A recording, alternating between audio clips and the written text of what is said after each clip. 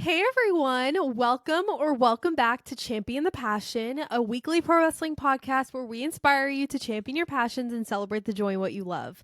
I'm your host, my name is Victoria Daisy, and today we are going to be discussing and recapping everything that happened last night on Monday Night Raw. So much went down. Whether you got to watch it or you're listening to this recap and listening to all the drama for the first time, it was wild. Before we dive deeper, don't forget to follow me at Victoria Daisy on all social platforms and follow Champion the Passion across all streaming platforms. Now, let's get into the opening segment because OMG, like I'm not even being dramatic.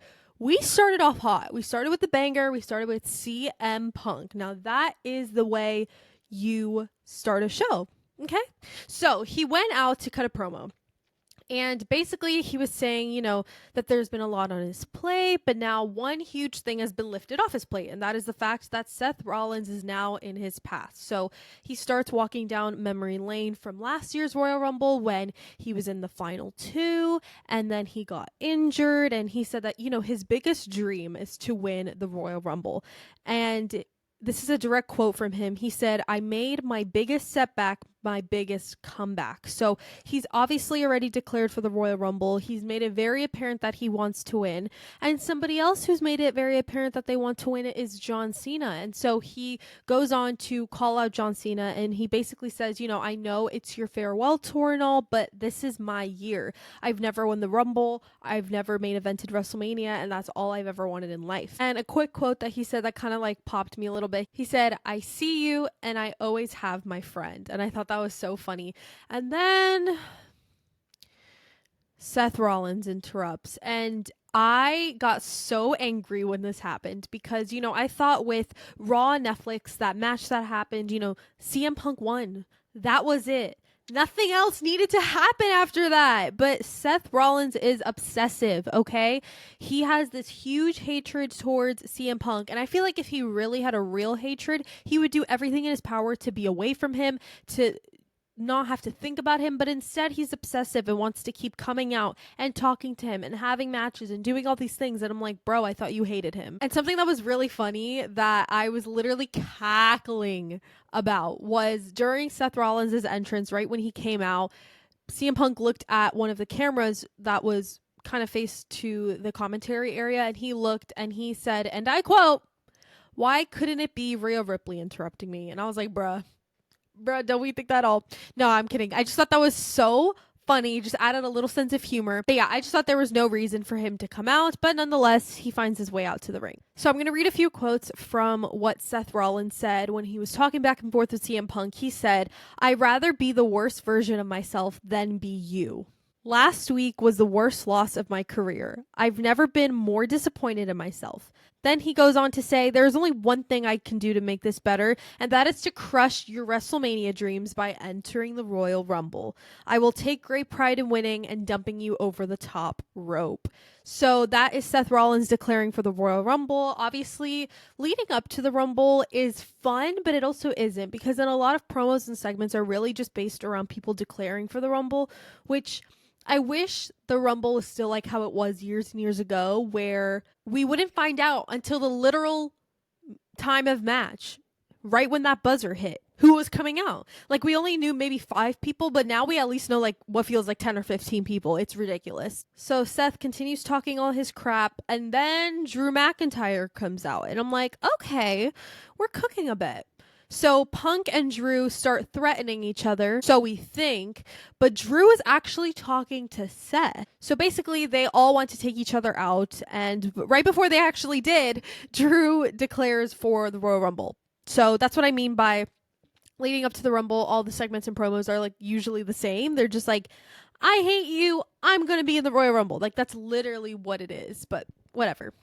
All right, now moving right along into what was the first match of the night. Right after that segment, we had Chad Gable versus his mystery opponent. And his mystery opponent was Penta. If you are unfamiliar with Penta, he used to be a wrestler in AEW and in Lucha Underground. He is honestly so good, and I was so happy that he came to WWE. Now, one thing that really just ticked me off. It got me so annoyed is even though this was probably one of the worst kept secrets in WWE, even Michael Cole said it himself, you didn't have to announce it before the show. WWE Shop posted a link to all his merch that was now on the website hours before Raw even started. And that bothered me because I'm like, you're breaking kayfabe, and I don't like that. I don't care if we know who it is, but you don't officially say it until the show starts. You know what I mean? Like, it breaks the illusion because there was a 10% chance it could have been like Ray Phoenix or like somebody else. You know what I mean? And we wanted to like keep that speculation till the very moment when Penta's music hit. So that kind of bothered me, but whatever. Now into the match. Great match. I'm actually going to rewatch it after I film this episode because it was so good. Very exciting, very energetic. The crowd was super into this match, which I was low-key shocked about. Penta brought a lot of fun and creative move sets and sequences to the match that were truly incredible. And in the end, Penta won. And honestly, I was very happy that Penta wrestled Chad Gable for his first match. I think Gable was the perfect person to wrestle in his debut because, in my opinion, not only is Gable a great wrestler, but Gable has this very unique talent and gift that not many wrestlers have, where he's able to subtly shine on his own, but he's able to help accentuate the other wrestler in the match. So for example, in this match, this was Penta's debut, so you wanted to make him look good. And I felt like Chad did that perfectly. He wrestles in a way where the other person is able to really showcase everything they've got and shine. And I was just very happy that they chose Gable. If you remember a while back, Chad Gable did that with Uncle Howdy in his first match back, and it really let Uncle Howdy / Bo Dallas shine, and I thought it was really great. Overall, it was a really, really great match and a fantastic crowd reception. And then after, Penta did a post-match promo. It was a very good promo. Half of it was in Spanish, half of it was in English, for those wondering. He was basically thanking everybody for being on his journey all the way to WWE, how WWE has been his biggest dream, and he's so honored that he got to perform last night. But the very last thing that he said that I really loved is that, this is a quote from Penta. He said, "It's not only the Netflix new era, it's the Penta new era." And I loved that. He had such a great first impression, especially for those who literally have never seen his work before. I thankfully have seen some of his AEW work before when he was still there, and I thought he was great.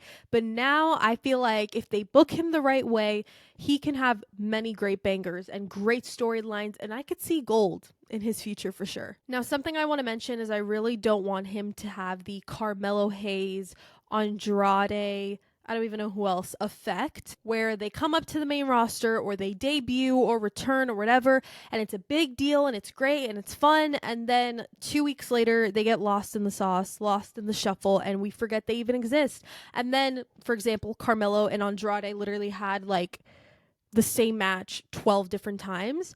I've been to quite a few wrestling shows in just the last 6 months, and I can honestly tell you I've seen that match live 4 times. I counted. It's crazy. Whether it's at a live event, main event before Raw, SmackDown, like, I don't know. It was just like a lot, and I didn't want to keep seeing it. So I hope they really prioritize Penta on the Raw roster. I think he could be a very strong piece, and especially with what I'm assuming they're going to be doing the draft in April, or even in the Rumble, when we get NXT stars called up. I don't know. There's going to be people split between Raw and SmackDown. So I think that there will be, new, fresh wrestlers for him to wrestle with. I mean, anybody in WWE, he's never wrestled before. But all in all, I think it was great. And then the next thing we had was a mini Judgment Day backstage segment. Now, if you remember, last week, Raw on Netflix, some tea happened right after Rhea won her title. Dom betrayed Liv.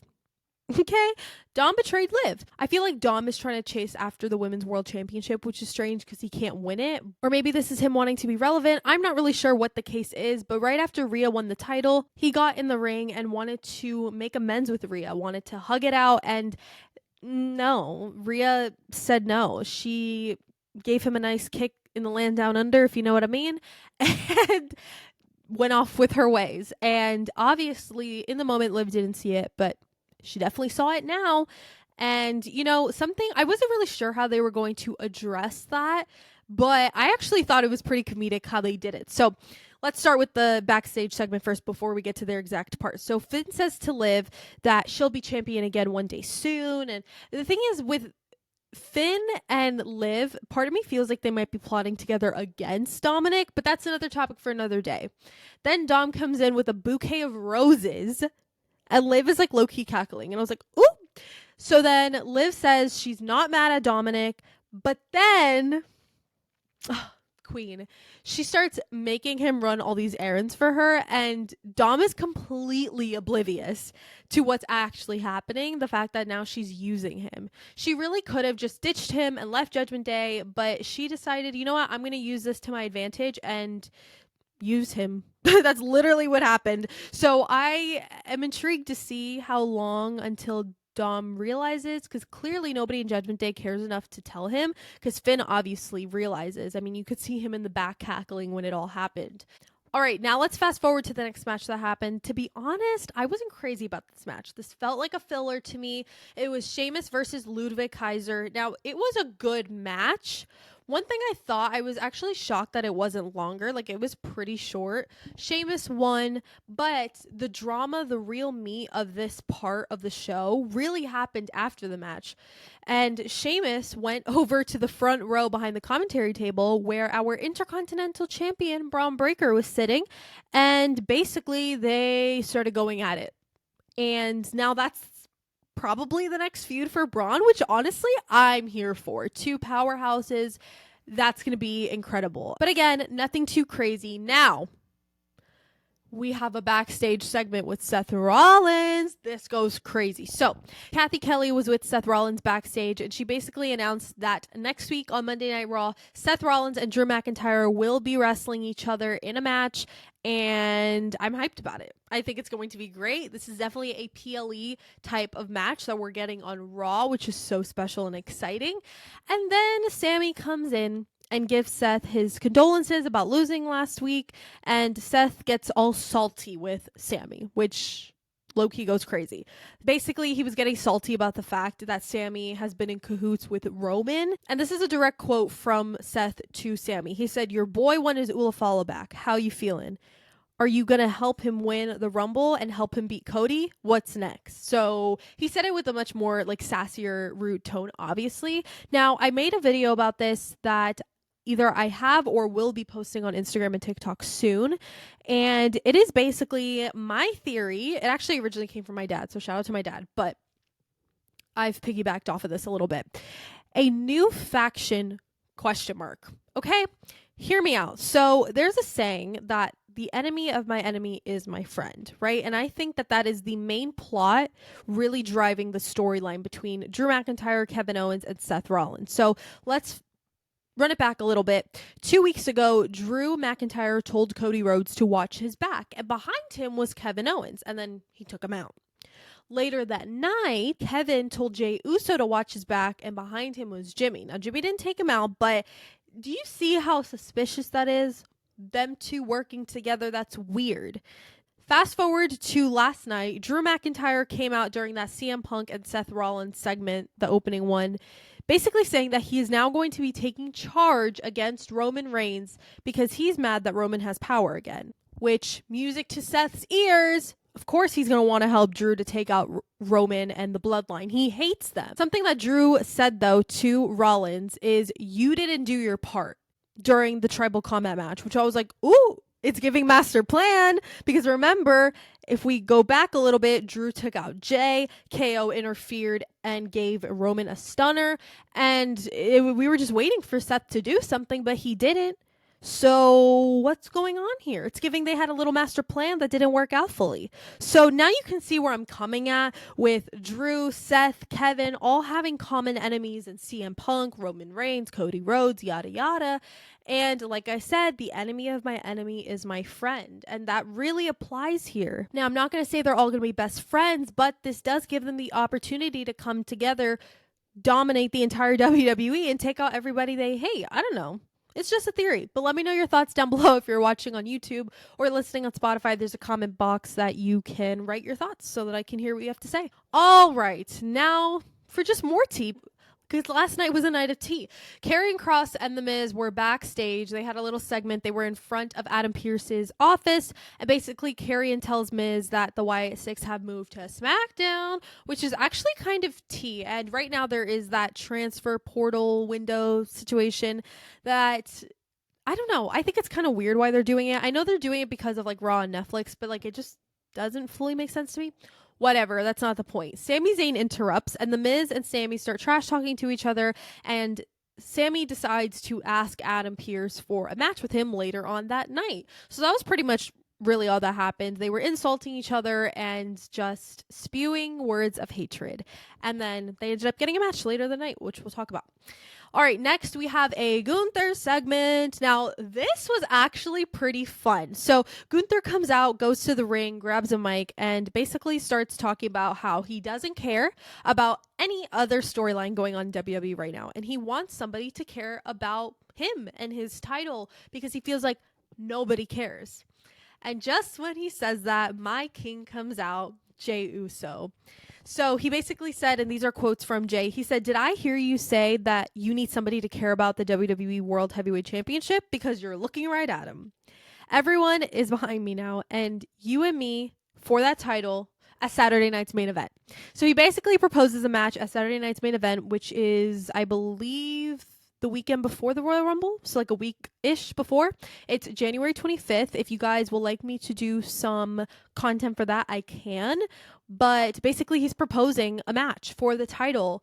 And I think that's really fun and exciting. And part of me was like, oh my God, I can't. Like, I was so mad that they weren't going to be doing any of these fun big matches at the Rumble. And instead, they were doing them at Saturday night's main event.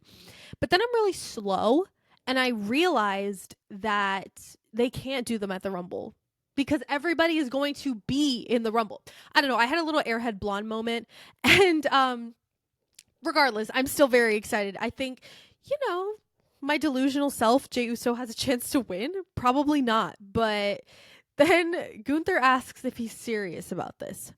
So this is a direct quote from Gunther. He said, "I admire the courage of you coming out here. I would be naive to think I'd hold this title forever, but you would be naive to think you're going to be the one to take it off of me.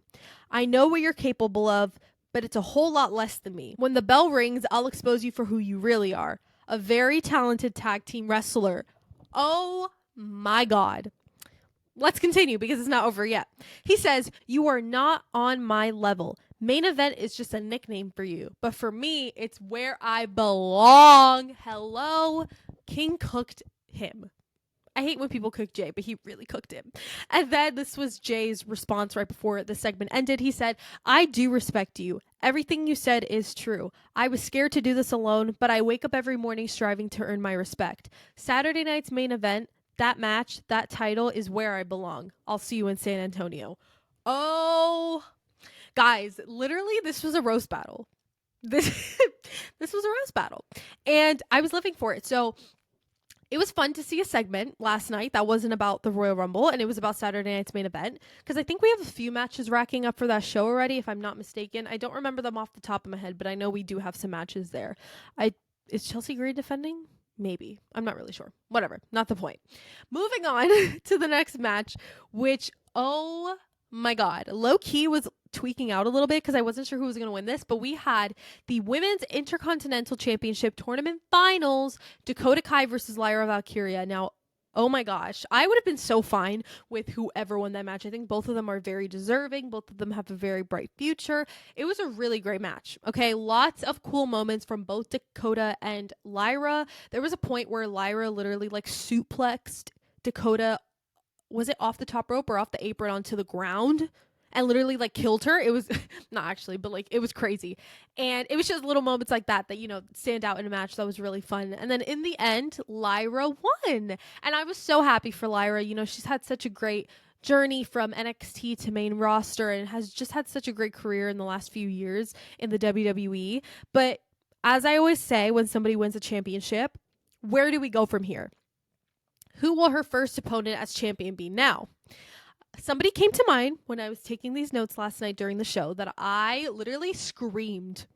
I screamed when I thought about it, because I was like, oh my gosh, this would be so perfect. It would be so fun. And these two people have a very similar wrestling style. And I don't know, I just thought of it and I thought it would be fun. So we've seen a lot of things being teased from Alexa Bliss in regards to her return. She just posted yesterday a picture of her in pink hair and said, should I bring back the pink? And she's been posting pictures of her and Lily and her gear and all these different things. And she's obviously teasing a return. She's been training for the last year postpartum, and we love that. Go off, queen. And there's a really good chance that Alexa Bliss is going to return at the Royal Rumble in 2 weeks in Indianapolis. And I think if she does that, this would be a really fun feud for Lyra Valkyria. I don't think there's anything wrong with the two of them going at it. I mean, we know how good Alexa is in promos, and Lyra has gotten really good at them too. So I don't know. I think this could be a fun program that they could run. It's just an idea. I'm not saying it'll happen, but I would really love it too. And maybe Alexa could be the person that takes the title off of her. And now if that is the case, then it probably won't happen just yet. But I don't know. I think it'd be fun. All right, moving right along to the next match, we had Sami Zayn versus The Miz. Now, just like the Sheamus and Ludwig one, this felt filler to me. I mean, it was a good match. Nothing too interesting, though. Sami Zayn won at the end, but again, it was pretty short, just kind of filler. And what I think is interesting is the fact that they still do filler matches. I mean, I know not to everybody those are filler matches, but I mean, I think to the majority of us, they are filler matches, which I find interesting because there is no time constraint on Raw. Like last night, they literally only were on for 2.5 hours, and last week they were on for 3.5 hours. And that's something Triple H said. Like, it's going to vary. They're going to put out the product they're going to put out. It's going to take however long it takes. So I just find it interesting that they'll just put random little matches like this on the card. But you know what? If they're trying to build something here with Sami and Miz, then literally why not? Okay, so I have a bone to pick. This was the last segment of the night before the main event, and it was with my queen, Rhea Ripley, and you would think that I would be happy and satisfied with this segment, but I wasn't, and I'm about to go off for a minute, so, like, let me breathe, because I'm still fuming from this a little bit. So, Rhea comes out, and if you saw my Raw Netflix recap from last week, I said that, you know, Rhea, the next thing she needs to do is cut a proper promo post winning her title.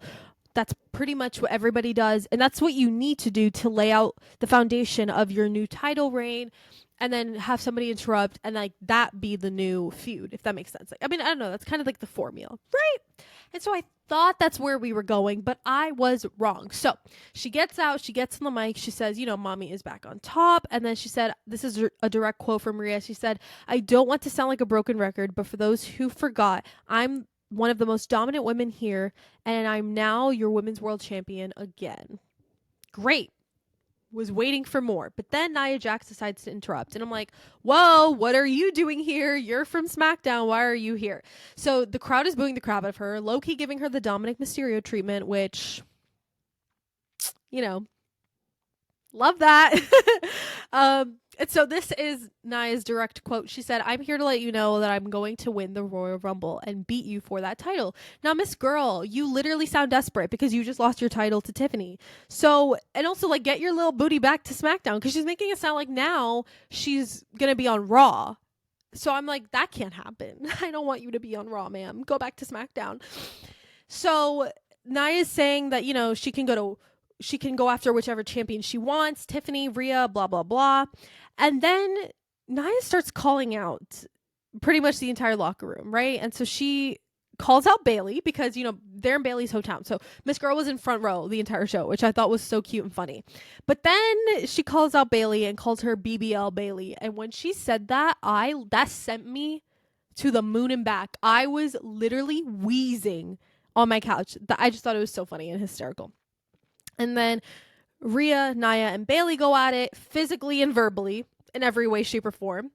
And Bailey declared for the Rumble, and that was basically the end of that segment. So you could imagine my anger towards Triple H and this segment alone. And it's not Rhea's fault, it's not Nia's fault, it's not Bailey's fault. This is just the material and the instructions they were given to go out there. But I was very mad because Rhea now still hasn't addressed fully the fact that she's champion. And you can make the argument that she has, because, you know, she said she's back on top and she has the championship again. But like, that's literally not the point. But one upside to this is I'm very happy Liv did not come out and we did not go back down that rabbit hole because that's in our past now. I literally don't want to see Liv's face with Rhea for a very long time. Okay. But this also didn't really set up Rhea because, you know, the Rumble's in 2 weeks, but we still have Saturday night's main event. She could defend at the Rumble. We still have Raw next week and the week after. So it's like, what are we doing? You know, I don't know. That just kind of came to my mind, like, what are we doing here? So I was just, you know, sad that she didn't get to cut her proper promo. But I will say, I guess you could make the argument also, like, they are really hyping up the Rumble with all these declarations. Hello, that sounds so like Abraham Lincoln of me to be like, declarations.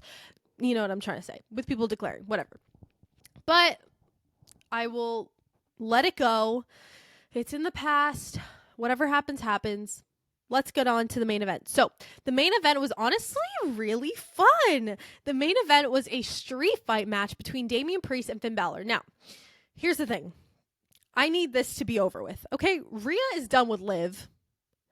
Damian needs to be done with Finn. Okay, I need the Judgment Day to end. I need this to all just be in our past. Okay, because what are we doing, really? Like, how long is this really going to go on for? I mean, it was a very fun match, very entertaining. Now, one thing I will say is I really loved and appreciated, as a girly who loves the weapons in the matches, I really loved the creative use of weapons, because sometimes in matches where weapons are permitted, the wrestlers don't use them to their full capacity, if you will. They aren't creative with them. They'll maybe use one table and a chair and call it a day.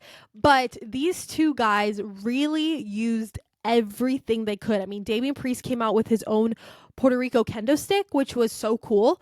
And I really thought they took the match to the next level when they took the match to the crowd for a very good chunk of this match. I mean, they were going all around the stands, not just on the floor, but up like in the middle bowl of the arena. It was crazy. So I thought that was really cool. But at the end of the day, I really need this feud to end because Damian has bigger and better things in front of him. And I really, oh my God, I'm so slow. I said this in a TikTok a while ago. Hello, Damian needs to be the one to get the championship off of Gunther.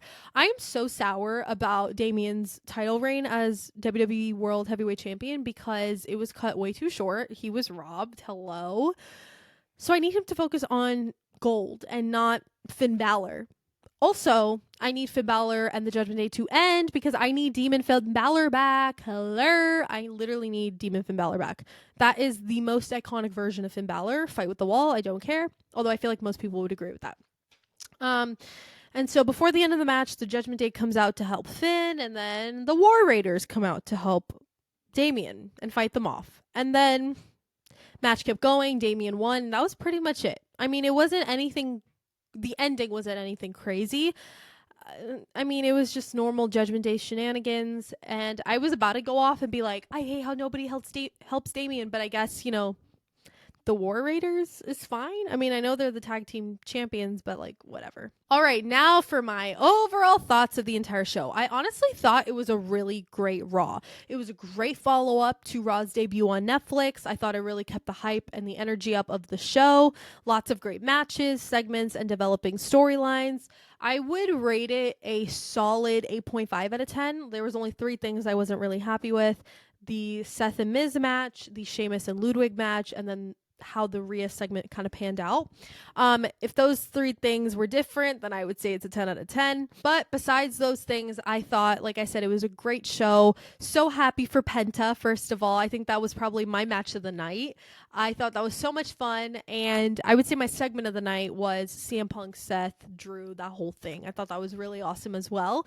But I thought they brought a lot of hype and excitement for the Rumble and for Saturday night's main event. So with that being said, thank you guys for watching this episode of Champion the Passion. I had so much fun talking with you guys about everything that happened on Monday Night Raw last night. It was a crazy episode, and the developing storylines just keep getting spicier and spicier, and more interesting. So let me know down below, again, if you're watching on YouTube or listening on Spotify, with the comment box. Let me know all your thoughts, all your predictions, everything you hope to see happen. Don't forget to follow me at It's Victoria Daisy on all social platforms, and follow Champion the Passion across all streaming platforms. Don't forget to champion your passions and celebrate the joy in what you love, and I will see you guys in the next episode. Bye!